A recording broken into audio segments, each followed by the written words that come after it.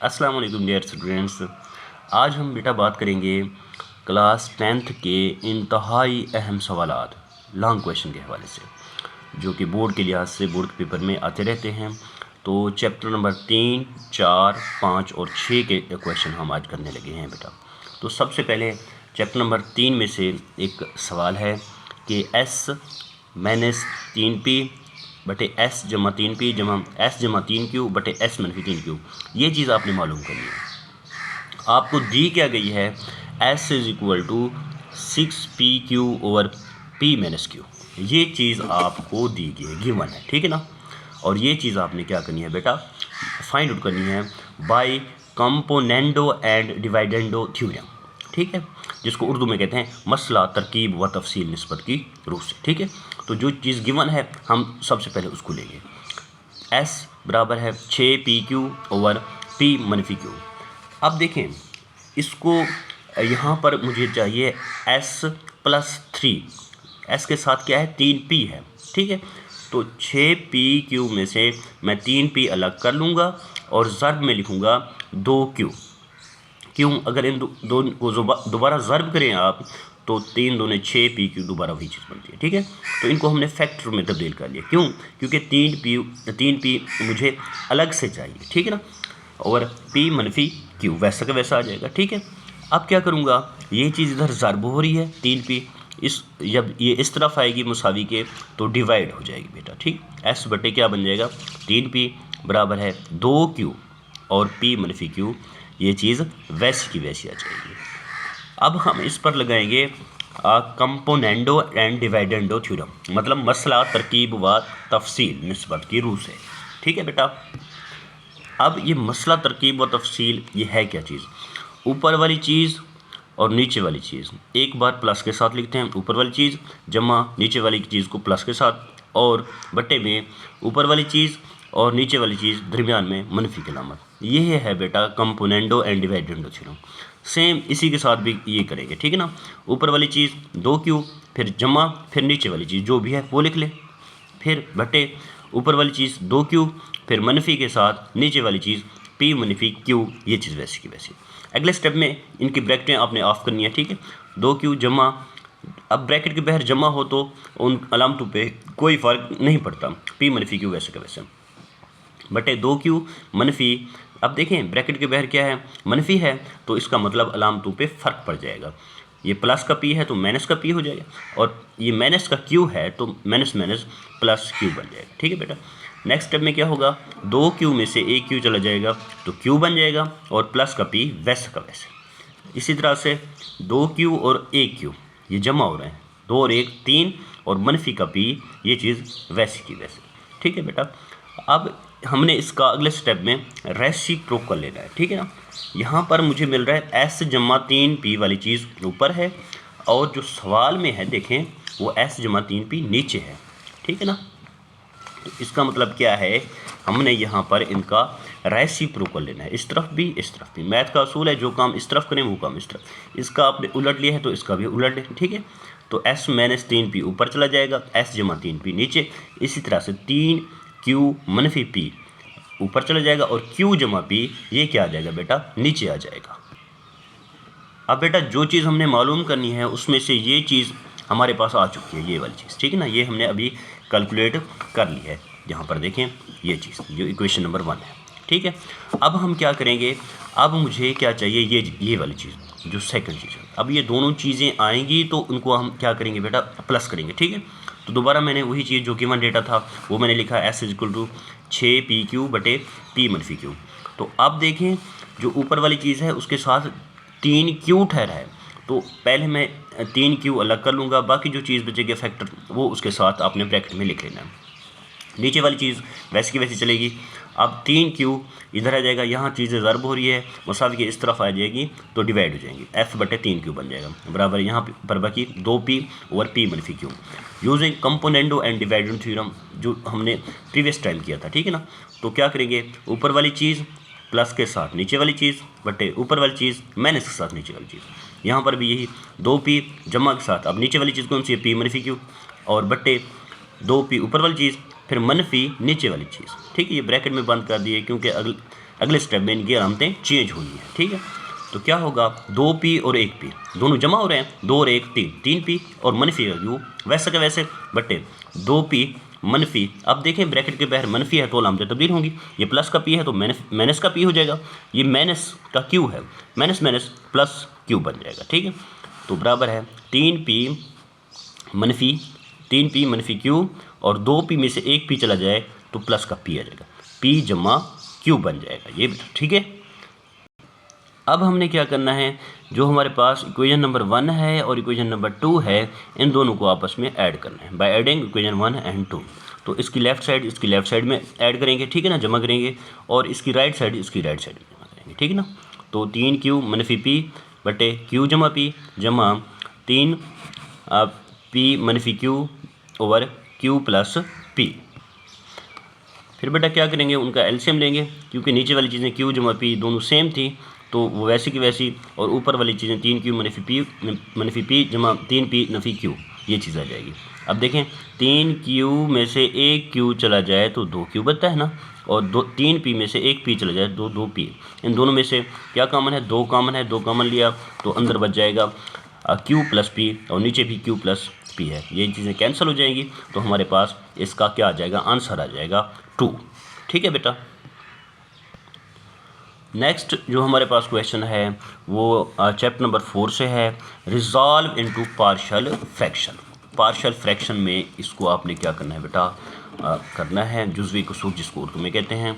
तो सबसे पहली बात, ये जो आपके पास सवाल है ये एक इम्प्रॉपर फ्रैक्शन है। इम्प्रॉपर फ्रैक्शन क्या होती है, जिसको गैर वाजिब कसर भी कहते हैं, ठीक है। तो x की पावर 3 ऊपर है नीचे 2 है, तो मतलब ऊपर वाली चीज़ ज़्यादा है नीचे वाली कम है, तो ये एक गैर वाजिब कसर है, इसको वाजिब कसर में तब्दील करना है, ठीक है, मतलब प्रॉपर फ्रैक्शन में तब्दील करना है।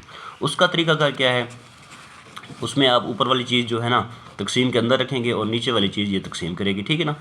तो क्या प्रोसेस है इसका, 6x की 3 जो पहली चीज़ है, ठीक है, 6x की 3 बटे यहाँ से जो पहली चीज़ है ये नीचे आ जाएगी 3x की 2, 1 3 3 3 2 6, और x की 2 से x की 2 कट जाएगा, बाकी बचेगा 2x।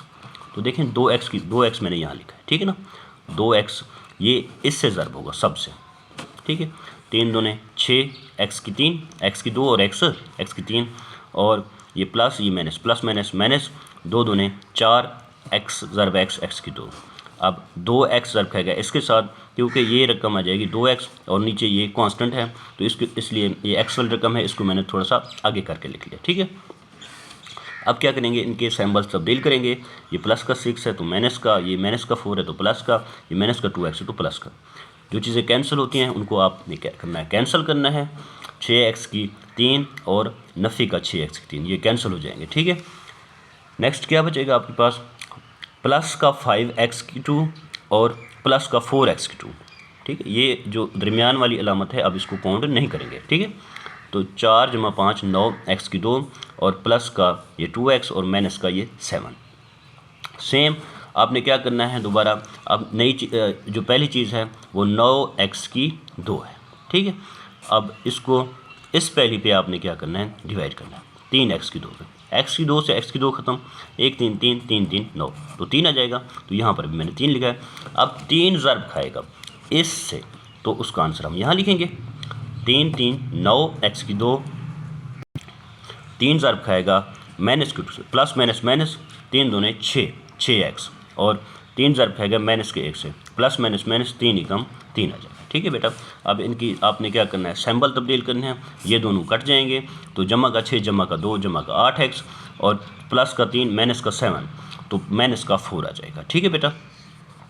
अब आपने क्या करना है, जो ओरिजिनल आपका सवाल है, ठीक है, ओरिजिनल सवाल ये है, ठीक है, तो इसको आपने लिखना है बराबर है जो आंसर आया है, पहले वो चीज़ लिखें 2x + 3, फिर प्लस की अलामत के साथ जो चीज़ रिमाइंडर है, जो चीज़ बाकी बची है, ठीक है, उसको आपने ऊपर लिखना है। और बट्टे में क्या लिखना है बेटा, बट्टे में आपने जो चीज़ तकसीम करने वाली है, जो यहाँ पर सवाल में बट्टे में है, वो वही चीज़ लिखनी है। अब ये चीज़ इसकी फैक्टराइजेशन नहीं हुई थी पहले, ठीक है ना, तो मैंने इसकी तज्ज़ी कर दी है बेटा, फैक्टराइजेशन कर दी है, तो देखें ये इसके 2 फैक्टर बन गए, ठीक है ना। अब इसकी जगह मैंने ये चीज़ लिख दी, ठीक है।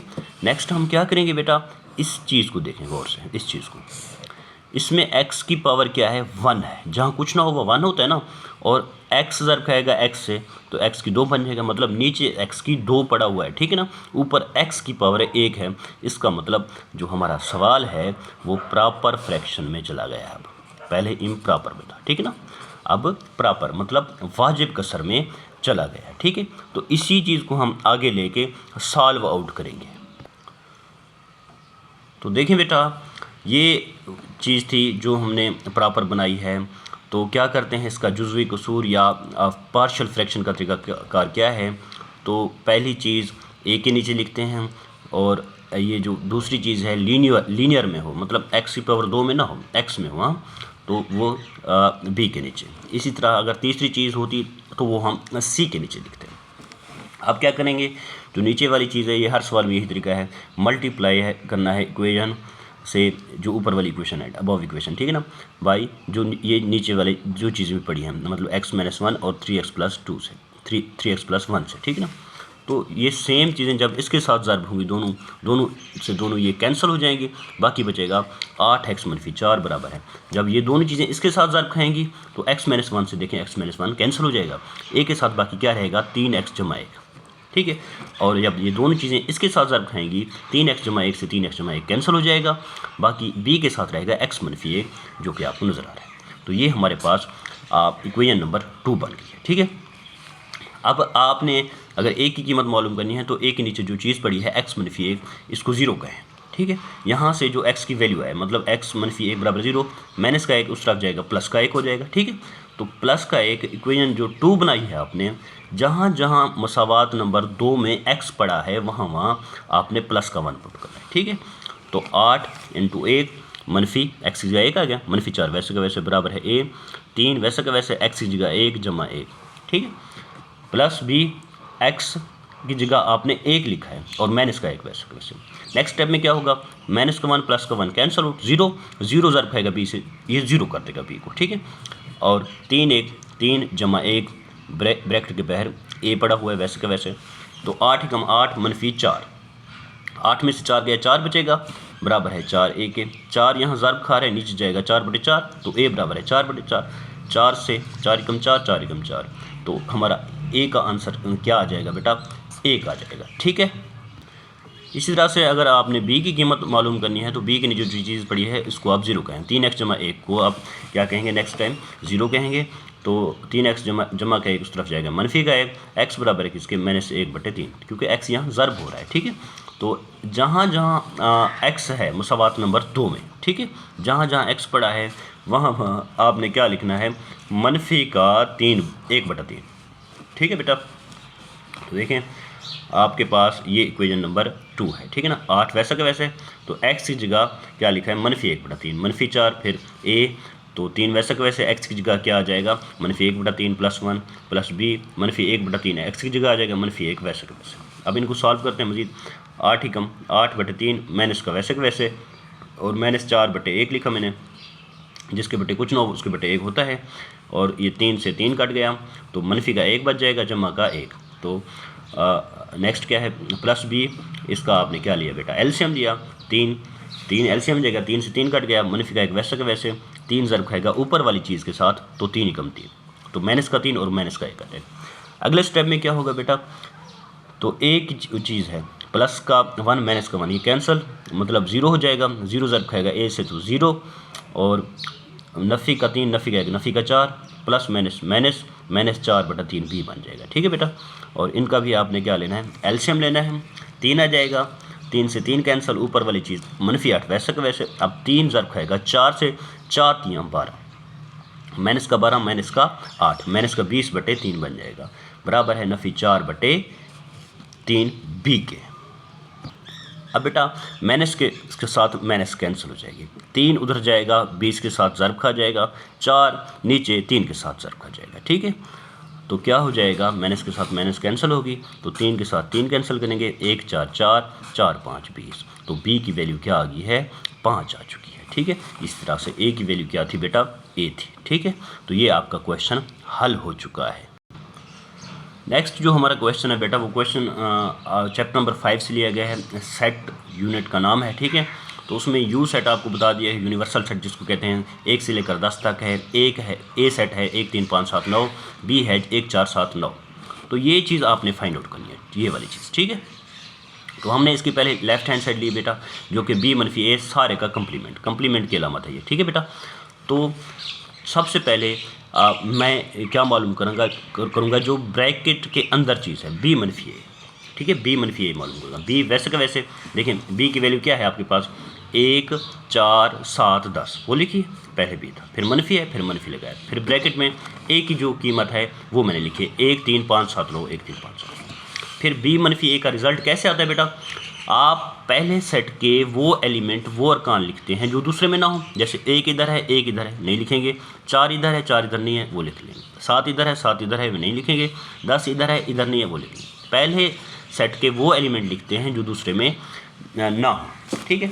तो ये हमारे पास 4 10 बी मनफी आ गया। हमें बी मनफी ए नहीं चाहिए, बी मनफी ए का कंप्लीमेंट चाहिए, ठीक है। तो बी मनफी ए का कंप्लीमेंट निकालने के लिए कंप्लीमेंट जिस चीज़ का चाहिए आपको, उसको यू में से मनफी करते हैं, ठीक है ना। तो बी मनफी ए का कंप्लीमेंट चाहिए हमें, तो यू में से नफ़ी किया मैंने बी मनफी ए को। यू क्या है बेटा, यू सेट हमारा है 1 से लेकर 10 तक है, और फिर मनफी लगाई है, फिर बी मनफी ए का जो रिज़ल्ट आया है, जवाब है 4 10, ठीक है ना, वो ऐसा। अब यू में से, मतलब यू सेट में से 4 और 10 नहीं लिखने, बाकी सारे लिखने हैं। 1 से लेकर 10 तक है ना, तो 1 2 3 4 ही लिखेंगे क्योंकि उसमें पड़ा है ना। 5 6 7 8 और 9, 10 नहीं लिखेंगे क्योंकि उसमें पड़ा है, ठीक है बेटा। तो ये आपकी लेफ्ट हैंड साइड हल हो चुकी है, ठीक है। इसी तरह से हम क्या करेंगे बेटा, राइट हैंड साइड भी सॉल्व करेंगे। राइट हैंड साइड क्या है, बी का कंप्लीमेंट यूनियन है, ठीक है। तो बी का कंप्लीमेंट मुझे चाहिए पहले, ठीक है। यू में से बी को नफ़ी करूँगा, यही तरीका है। आपने कंप्लीमेंट अगर मालूम करना है, यू में से उसी सेट को क्या करना है, नफ़ी करना है, माइनस करना है बेटा, ठीक है। तो यू सेट 1 से लेकर 10 तक, मनफी बी 1 4 7 10। अब क्या करना है, इसमें से एक देखें, इधर है नहीं लिखेंगे। 2 लिखेंगे क्योंकि इधर है इधर नहीं है। 3 भी लिखेंगे। 4 नहीं लिखेंगे, 4 इसमें तो पड़ा है, ठीक है, 4 इसमें भी पड़ा है, तो ये ख़त्म हो जाएगा। 5 लिखेंगे, 6 लिखेंगे, 7 इधर भी है इधर भी है, नहीं लिखेंगे। 8 लिखेंगे, ठीक है ना, इधर है इधर नहीं है। 9 भी लिखेंगे, और 10 नहीं लिखेंगे, 10 दोनों में, ठीक है।